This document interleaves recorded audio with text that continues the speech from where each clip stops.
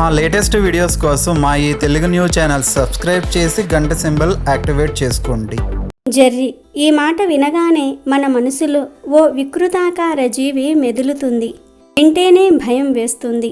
తలచుకుంటేనే అలా భయపడే మనం నిజంగా జెర్రీ మన దగ్గరకు వస్తే ఇక ఆగం. వెంటనే చెప్పు తీసుకొని చంపేస్తాం. ఎందుకంటే విషపూరితమైన ఆ ప్రాణి మనల్ని కుడుతుందేమో అనే టెన్షన్. కానీ జెర్రీలు మనుషుల్ని కుట్టే సందర్భాలు చాలా తక్కువ. జెర్రీ కుడితే ప్రాణాలు పోవు, నొప్పి మాత్రమే ఉంటుంది. దాని విషాన్ని తట్టుకునే శక్తి మనకు ఉంటుంది. సాధారణంగా జెర్రీలు రాళ్ల కింద ఉంటాయి. వానాకాలంలో రాళ్ల కిందకు నీరు రాగానే అక్కడ ఉండలేక వేరే ప్రదేశం వెతుక్కుంటూ ఉంటాయి.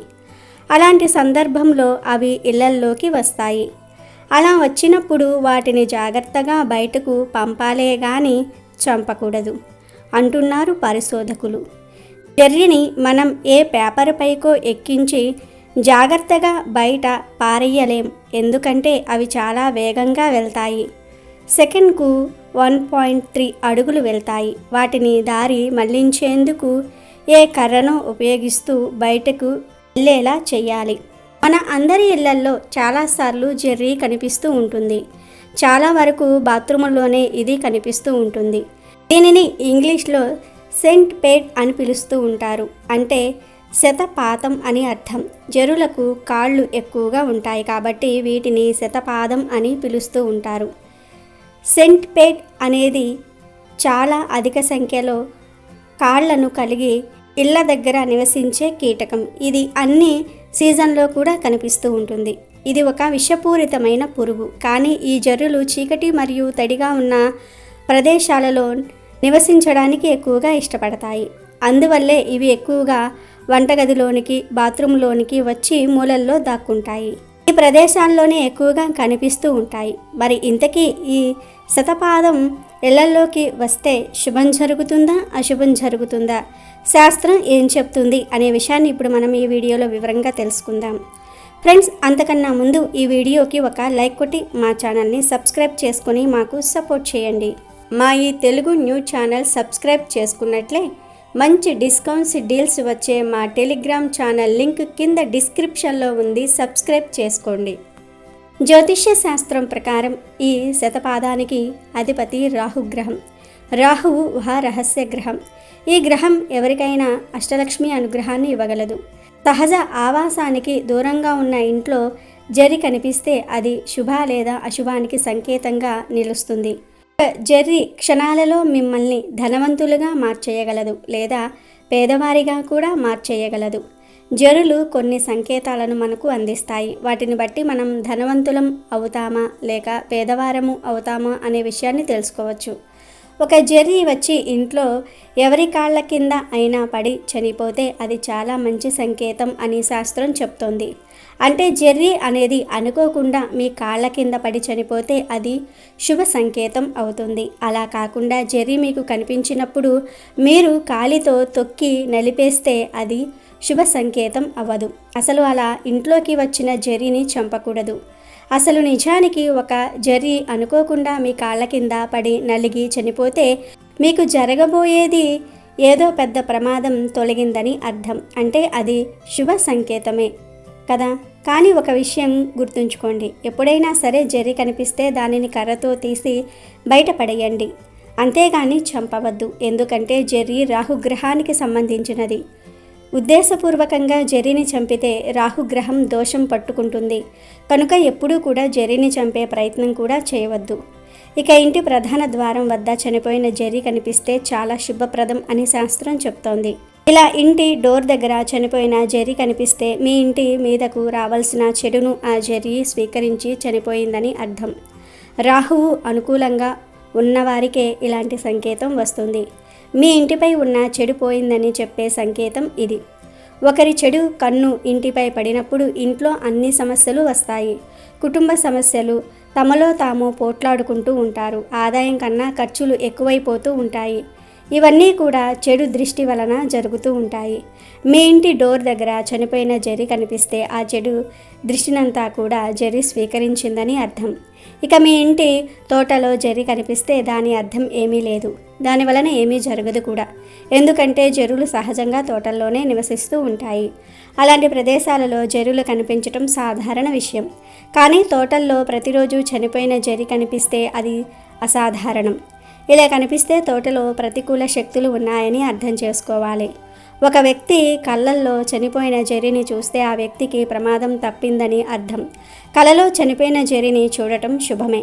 కలలో చనిపోయిన జెర్రీని చూడటం అంటే ఆ వ్యక్తికి భవిష్యత్తులో వచ్చే ఏదో పెద్ద కష్టం ఆగిపోయిందని అర్థం. అలాగే వాహనాన్ని బయటకు తీసేటప్పుడు జెర్రీ కనిపిస్తే జాగ్రత్తగా ఉండాలి. మీరు మీ వాహనాన్ని అంటే కారును లేదా బైక్ను లేదా స్కూటీని తీసేటప్పుడు ఆ వాహనం కింద నుండి జెర్రీ వెళ్తే అది మంచి సంకేతం కాదు, అశుభ సంకేతం. ఇలాంటి సంకేతం వచ్చినప్పుడు ఒక అరగంట ఆగి ఆ తర్వాత బయటకు వెళ్ళండి. ఇవే జెర్రీ మనకు చెప్పే శుభ అశుభ సంకేతాలు. మీ ఇంట్లోకి పిచ్చుకలు పదే పదే వస్తూ ఉన్నాయా? అయితే మీ ఇంట్లో జరగబోయేది ఇదే అని శాస్త్రం చెప్తోంది. సాధారణంగా ప్రతి ఒక్కరి ఇంటి దగ్గరకు పిచ్చుకలు వస్తూ ఉంటాయి. ఇంటి ప్రహరీ గోడ మీదకు వచ్చి వాలుతూ ఉంటాయి, లేదా ఇంటి మీద ఇంటి పైన వాలుతాయి. ఇంటి చుట్టుప్రక్కల ఉండే చెట్ల మీద వాలి కిచకిచమని శబ్దం చేస్తూ ఉంటాయి. కొన్నిసార్లు పిచ్చుకలు ఇంట్లోకి కూడా వచ్చేస్తూ ఉంటాయి. మన పూర్వీకులు అయితే పిచ్చుకల కోసం ప్రత్యేకంగా గింజలను నీటిని ఇంటి బయట పెట్టి ఉంచేవారు. ఇలా పిచ్చుకలకు ఆహారం పెడితే లక్ష్మీదేవి కటాక్షం కలుగుతుందని భావించేవారు. పిచ్చుకలలో కూడా భగవంతుణ్ణి చూసుకునేవారు మన పెద్దలు.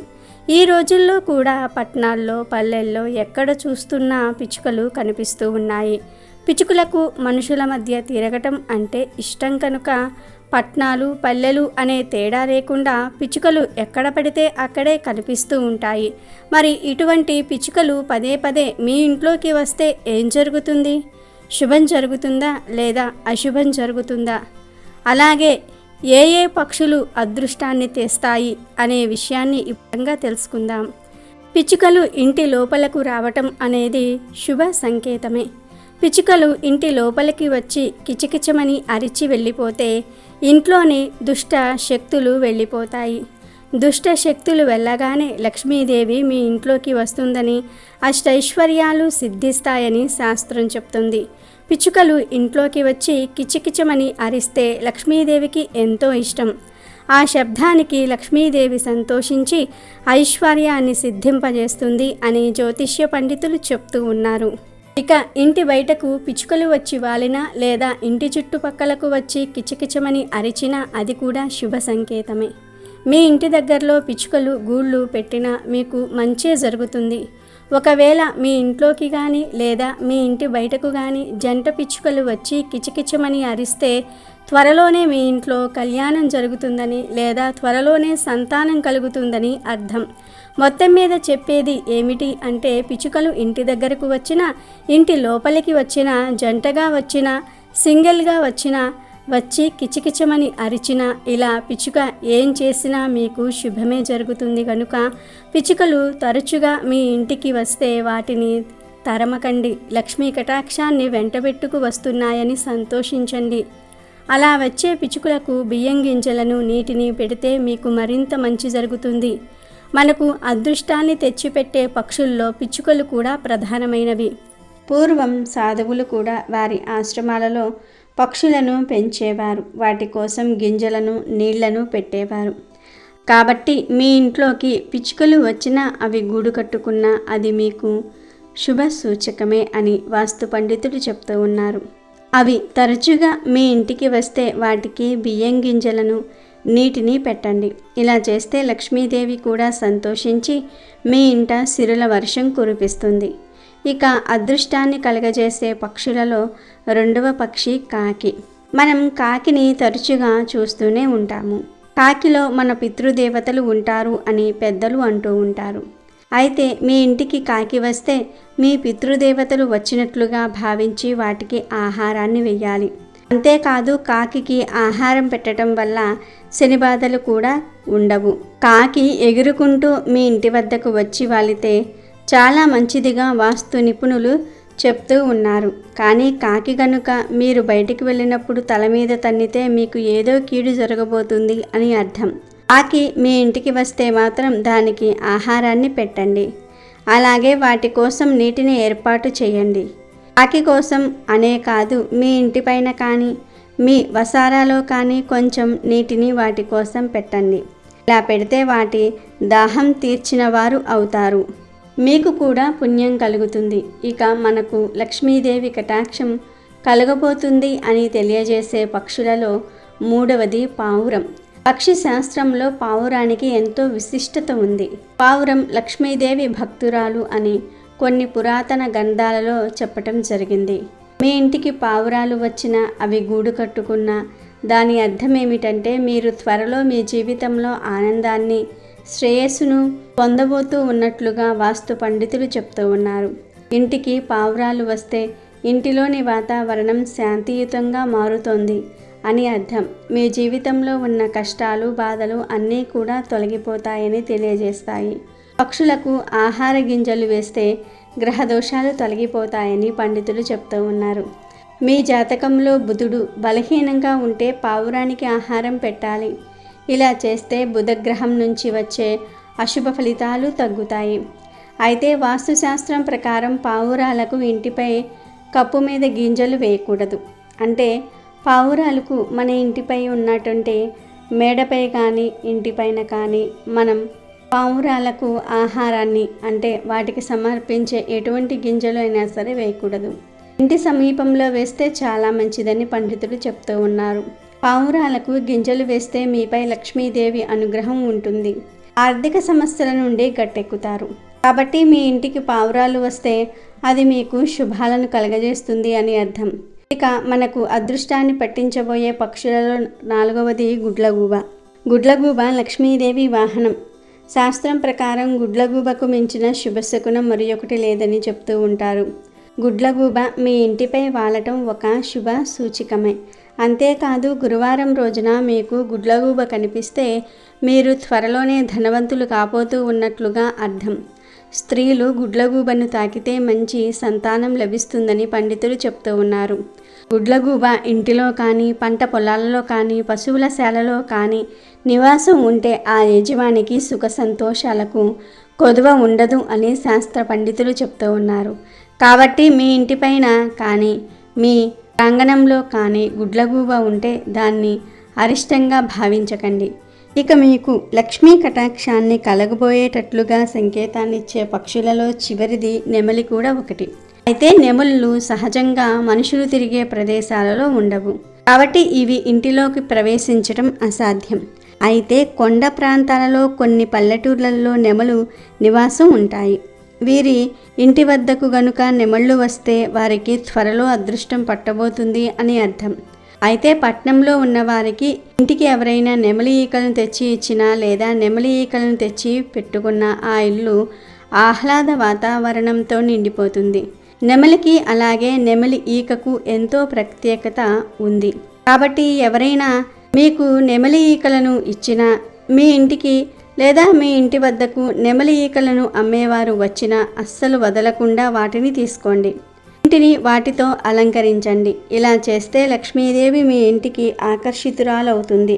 మరి తెలుసుకున్నారు కదా, ఇంటికి ఏ పక్షులు రావటం వల్ల మనకు లక్ష్మీ యోగం పడుతుందో. మరి ఈ పక్షులు వచ్చినప్పుడు ఏం చెయ్యాలో కూడా ఇప్పుడు మనం ఈ వీడియోలో చెప్పుకోవటం జరిగింది. మరి ఈ 5 పక్షులు మీ ఇంటికి వచ్చినప్పుడు వాటికి ఆహారాన్ని పెట్టండి. లక్ష్మీ కటాక్షాన్ని పొంది అష్టైశ్వర్యాలతో వర్ధిల్లండి. అమెజాన్లో బెస్ట్ డిస్కౌంట్స్ కోసం వీడియో డిస్క్రిప్షన్లో లింకు ఉంది, చూడండి. అలాగే మా టెలిగ్రామ్ ఛానల్ సబ్స్క్రైబ్ చేసుకోండి.